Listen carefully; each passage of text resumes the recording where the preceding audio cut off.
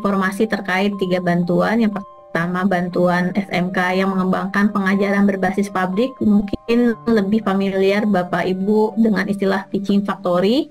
Ada teaching factory reguler dan juga ada teaching factory pengimbasan, serta SMK yang mengembangkan proyek kreatif dan kewirausahaan. Bapak Ibu, yang pertama, saya akan menjelaskan dan menginformasikan terkait bantuan pemerintah SMK yang mengembangkan pengajaran berbasis pabrik atau lebih familiar teaching factory reguler. Jadi bantuan ini adalah nantinya bantuan ini diberikan kepada satuan pendidikan yaitu SMK dalam rangka untuk mengawali atau mengembangkan pengajaran berbasis pabrik gitu ya. Nantinya dalam bentuk pembelajarannya berbasis produksi atau juga production based education training, dan pembelajarannya juga berbasis proyek sesuai dengan dinamika teknologi serta hilirisasi produk barang atau jasa secara terpadu antara SMK dan dunia kerja. Jadi di Teaching Factory ini Bapak Ibu bisa memberikan suatu pembelajaran yang memang seperti ada di industri ataupun di dunia kerja. Hasil yang diharapkan dari adanya bantuan ini, yang pertama dari satuan pendidikan, yang pertama itu bisa tersusunnya kurikulum dan perangkat ajar pengajaran berbasis pabrik. Lalu yang kedua, selain disusun, pastinya diselenggarakannya model pembelajaran project based learning. Dan yang ketiga, satuan pendidikan dapat menghasilkan barang dan atau jasa yang dapat diserap oleh dunia kerja ataupun pasca masyarakat. Yang berikutnya yang kita harapkan juga dari bantuan ini pastinya berdampak kepada siswa. Siswa bisa memiliki soft skill yang sesuai dengan standar di dunia kerja dan juga meningkatkan kemampuan siswa dalam menghasilkan suatu produk, barang ataupun jasa sesuai dengan standar pasar dan juga kebutuhan spesifikasi dunia kerja. Nah, ada beberapa kriteria yang harus Bapak Ibu penuhi ketika Bapak Ibu ingin mendapatkan bantuan Teaching Factory reguler ini. Yang pertama, memiliki nomor pokok satuan pendidikan (NPSN) dan juga terdaftar di data pokok pendidikan atau Dapodik. Yang kedua, Bapak Ibu sudah harus menyiapkan ya, MOU, memiliki kerjasama dengan dunia kerja, dibuktikan dengan MOU atau perjanjian kerjasama dalam kaitannya dengan program TEPA, dan maksimal itu 3 tahun terakhir. Yang ketiga, memiliki daya listrik yang cukup untuk menjalankan peralatan praktik, kecuali SMK yang memang berada di daerah khusus yang telah ditetapkan oleh Kemendikbudristek. Keempat, memiliki rencana pengembangan pembelajaran model Teaching Factory, termasuk rencana bisnis, minimal 2 konsentrasi keahlian yang Bapak Ibu ajukan. Yang kelima, diprioritaskan bagi SMK yang sudah memiliki guru bersertifikat industri. Dan yang keenam, memiliki lahan untuk pekerjaan fisik. Dan kriteria ini selengkapnya Bapak Ibu bisa lihat di petunjuk teknis bantuan pemerintah pengembangan Teaching Factory Sekolah Menengah Kejuruan tahun 2024 pada website Direktorat SMK. Nah, untuk apa sih anggaran ataupun dana bantuan yang kami berikan? Yang pertama, pemanfaatannya untuk penguatan dan pelaksanaan project based learning. Yang kedua, itu untuk mengembangkan produk berupa barang ataupun jasa berbasis pada keunggulan wilayah, bermitra dengan dunia usaha, dengan dunia industri, dengan dunia kerja ataupun UMKM. Yang ketiga, pengadaan peralatan praktik dan atau pembelian bahan baku. Yang keempat, untuk penataan ruang produksi atau ruang pameran produk ataupun jasa yang sekolah kembangkan. Dan anggaran yang disediakan oleh Kemendikbud Direktorat SMK yaitu sebesar 7.500.000.000 untuk sasaran 25 SMK. Jadi kurang lebih satu SMK mendapatkan 300 juta rupiah untuk bantuan SMK yang mengembangkan pengajaran berbasis pabrik atau Teaching Factory reguler. Next.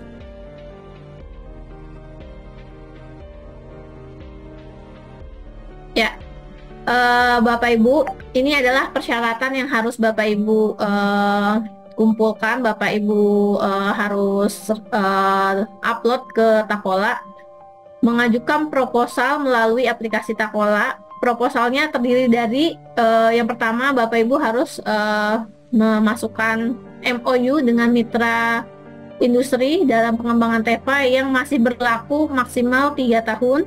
Lalu yang kedua, sertifikat dari sertifikasi guru yang sudah dimiliki dari industri.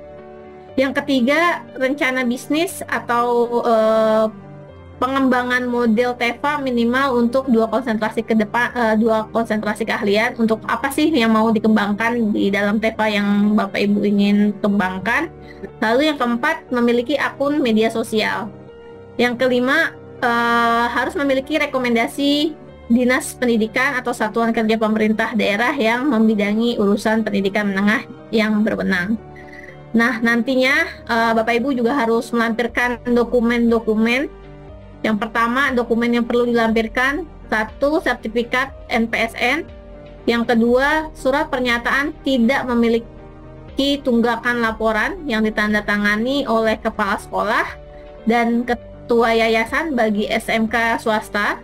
Yang ketiga, sertifikat akreditasi sekolah minimal B. Yang keempat, surat keterangan memiliki daya listrik yang cukup untuk menjalankan peralatan praktik. Dan yang kelima, surat keterangan tidak menerima DAK tahun 2024. Yang keenam, akte notaris yayasan untuk SMK swasta. Yang ketujuh, struktur organisasi dan nama pengurus yayasan untuk sekolah SMK swasta. Yang kedelapan, melampirkan izin operasional sekolahnya. Dan yang kesembilan, melampirkan surat kepemilikan lahan atas nama Pemda bagi SMK negeri dan yayasan bagi SMK swasta. Yang ke-10 yaitu melampirkan daftar analisa peralatan yang dibutuhkan dan yang sudah dimiliki untuk melaksanakan TEFA. Jadi Bapak Ibu tolong diperhatikan kembali dokumen-dokumen ini agar nantinya bisa dilampirkan ke dalam Takola. Informasi semua yang ada tadi yang sudah saya sebutkan semuanya sudah tersedia di link Takola di https takola.psmk.net dan masa pengusulan di Takola dibuka dari 31 Januari hingga 6 Maret tahun 2024. Jadi kami akan tunggu sampai tanggal 6 Maret 2024. Ya. Untuk bantuan berikutnya, next.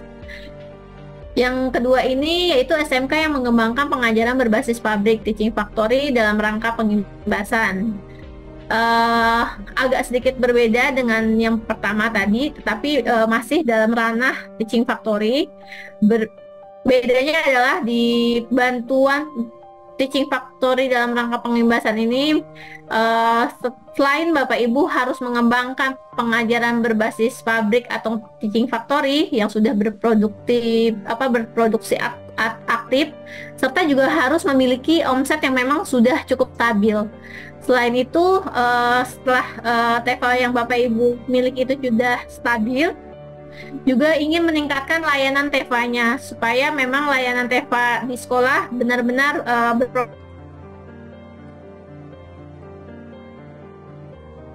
berproses dengan stabil. Yang diharapkan dari bantuan ini yang pertama, tersusunnya kurikulum dan perangkat ajar, pengajaran berbasis pabrik, lalu selain tersusunnya dokumen-dokumen kurikulumnya, yang pasti harus terselenggaranya model pembelajaran project based learning.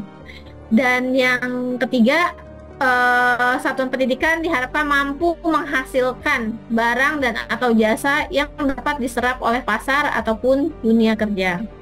Yang hasil yang diharapkan untuk siswa, pastinya siswa diharapkan dengan adanya teaching factory pengimbasan ini semakin banyak siswa yang memiliki soft skill yang sesuai dengan standar di dunia kerja, dan juga siswa dapat meningkatkan kemampuan dalam menghasilkan produk, barang ataupun jasa sesuai dengan standar pasar ataupun standar dunia kerja. Dan kriteria utama untuk mengajukan bantuan SMK yang mengembangkan pengajaran berbasis pabrik atau teaching factory dalam pengimbasan ini, yang pertama harus memiliki NPSN dan juga terdaftar di Dapodik. Yang kedua, diutamakan memiliki omset secara reguler atau memiliki proses bisnis yang sudah berkelanjutan. Yang ketiga, memiliki fasilitas produksi yang sudah memadai. Yang keempat, adanya keterlibatan siswa dalam pelaksanaan teaching factory. Yang kelima, nilai indikator pada rapot pendidikan, khususnya teaching factory, masuk kategori tinggi atau kriteria atas. Yang keenam, bagi SMK negeri, diutamakan kepada SMK yang memiliki fleksibilitas pengolahan keuangan atau sudah berbadan BLUD. Yang ketujuh, sudah memiliki pangsa pasar yang jelas. Yang kedelapan, memiliki grand design bisnis model kanvas. Kesembilan, diutamakan pada SMK yang telah memiliki sistem sertifikasi profesi LSP P1. Dan yang ke-10, memiliki rencana aksi pengimbasan, dibuktikan dengan desain atau dokumen rencana proyek bersama SMK lain. Nah, kriteria ini selengkapnya dapat dilihat pada petunjuk teknis bantuan pemerintah Teaching Factory dalam rangka pengimbasan yang diupload pada website Direktorat SMK. Nah, bantuan ini untuk apa saja pemanfaatan dananya? Yang pertama, bisa digunakan untuk pengadaan bahan baku, lalu pengadaan fasilitas sarana pendukung produksi.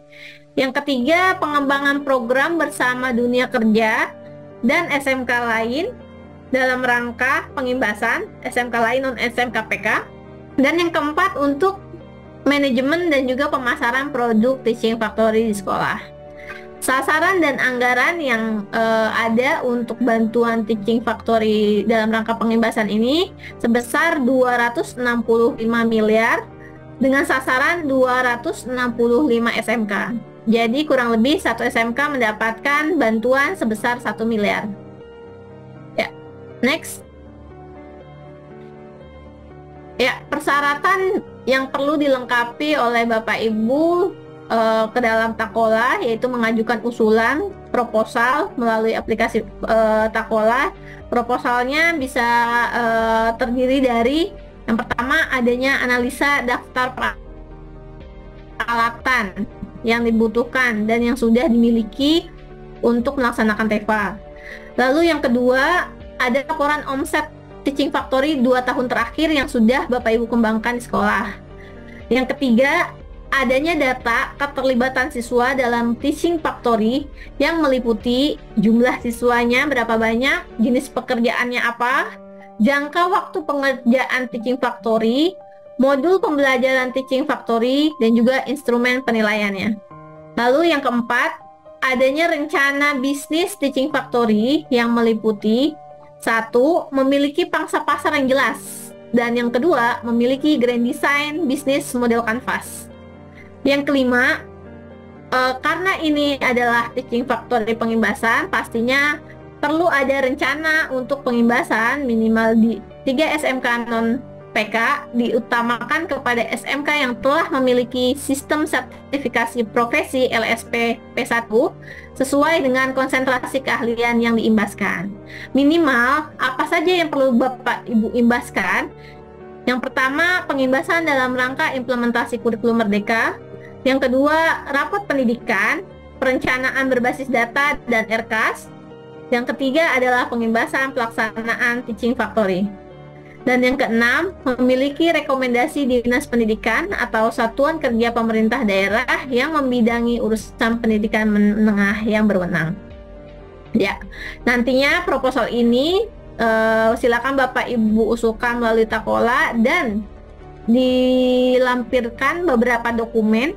Yang pertama, adanya screenshot rapot pendidikan SMK pada indikator pembelajaran teaching factory. Yang kedua, dokumen legalitas produk teaching factory, ya mungkin ada PIRT-nya, halalnya, BPOM, SNI, dan lain-lain. Yang ketiga, akta notaris yayasan untuk SMK swasta.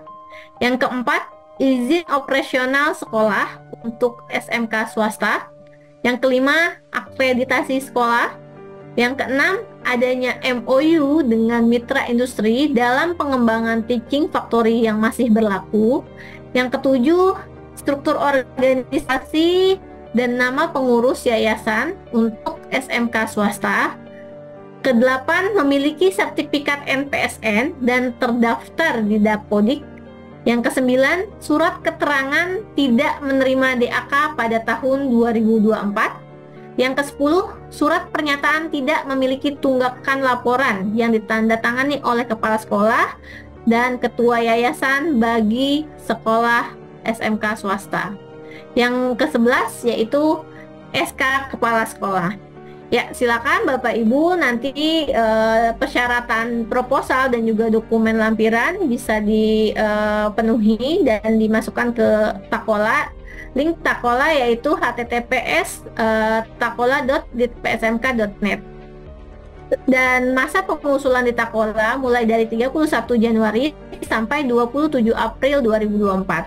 Ya, silakan Bapak Ibu dipersiapkan sematang mungkin semua persiapan proposal, rencana-rencana jika Bapak Ibu ingin mendapatkan bantuan Teaching Factory dalam rangka pengibasan ini. Ya, berikutnya yaitu bantuan SMK yang mengembangkan proyek kreatif dan kewirausahaan. Ya, bantuan ini diberikan dalam rangka agar menumbuhkan karakter kewirausahaan siswa SMK serta mendorong sekolah agar selalu berinovasi dalam mengembangkan produk kreatif yang berorientasi kepada wirausaha.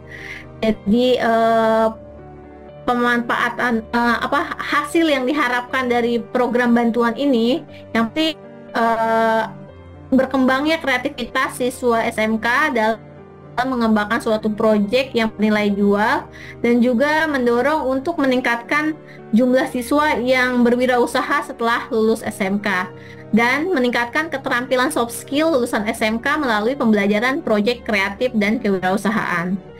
Dan pemanfaatan dana dalam bantuan proyek kreatif dan kewirausahaan ini yang pertama untuk mengembangkan kelompok wirausaha siswa di sekolah. Lalu yang kedua, adanya nanti kerjasama bersama dengan mitra dunia usaha, dunia industri, dunia kerja, ataupun UMKM. Yang ketiga, bisa untuk melakukan benchmarking atau studi banding. Empat, untuk mengembangkan SDM bagi pengampu mata pelajaran proyek kreatif dan kewirausahaan, bisa melalui pelatihan ataupun magang. Yang kelima, adanya pemberian modal usaha bergulir, jadi bisa dimanfaatkan untuk siswa untuk modal untuk berwirausahanya. Dan yang keenam, untuk pengembangan kanal promosi dan publikasinya. Dan yang ketujuh, biaya manajemen, pembiayaan, pengembangan proyek kreatif dan kewirausahaan. Ya, adapun kriteria utama dalam untuk mendapatkan bantuan SMK yang mengembangkan proyek kreatif ini, yang pertama, sekolah harus memiliki rencana pengembangan kewirausahaan siswa yang melibatkan pelaku usaha atau usaha mikro kecil dan juga menengah (UMKM). Dan yang kedua, memiliki rencana pengembangan kanal promosinya dan publikasinya untuk mendukung pengembangan proyek kreatif kewirausahaan baik daring ataupun luring. Jadi memang sudah jelas kira-kira nantinya usaha yang ingin dibuat itu akan dipromosikan di mana, seperti apa.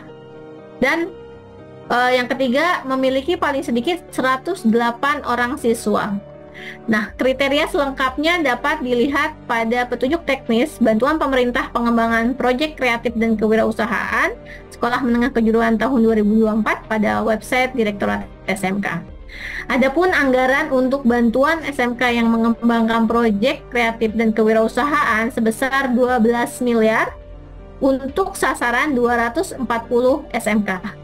Jadi kurang lebih per SMK akan mendapatkan bantuan sebesar 50 juta rupiah. Next. Adapun persyaratan yang Bapak Ibu harus siapkan jika ingin mengusulkan bantuan SMK yang mengembangkan proyek kreatif dan kewirausahaan, harus mengajukan usulan proposal melalui aplikasi Takola, yaitu proposalnya terdiri dari yang pertama, profil sekolah, rencana kerjanya untuk mengembangkan program kewirausahaan siswa SMK ini.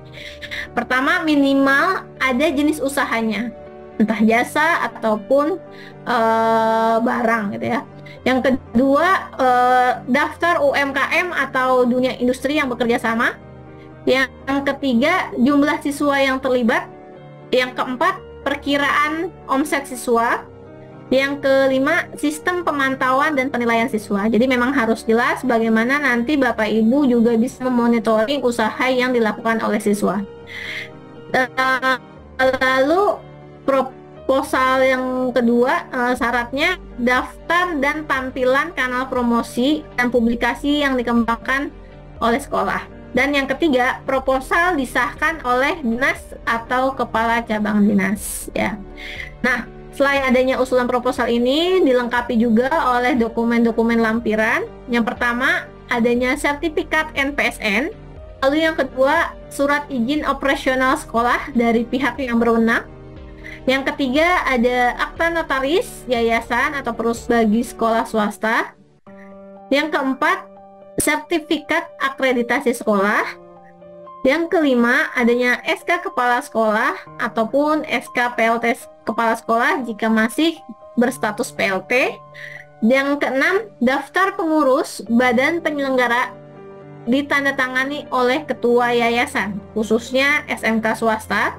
Yang ketujuh, surat pernyataan tidak memiliki tunggakan laporan yang ditandatangani oleh kepala sekolah dan ketua yayasan bagi SMK swasta dan bermaterai. Yang kedelapan, lampiran daftar jumlah siswa. Dan yang kesembilan, sertifikat MOU atau kerjasama dengan dunia usaha dan dunia industri ataupun UMKM. Ya, nantinya semua persyaratan ini dimasukkan ke dalam Takola, dan semua ini juga Bapak Ibu bisa lihat di link Takola https takola.ditpsmk.net. Ya, untuk masa pengusulan Takola untuk SMK bantuan SMK PKK Proyek Kreatif Kewirausahaan ini kita buka dari 31 Januari sampai dengan 19 April 2024.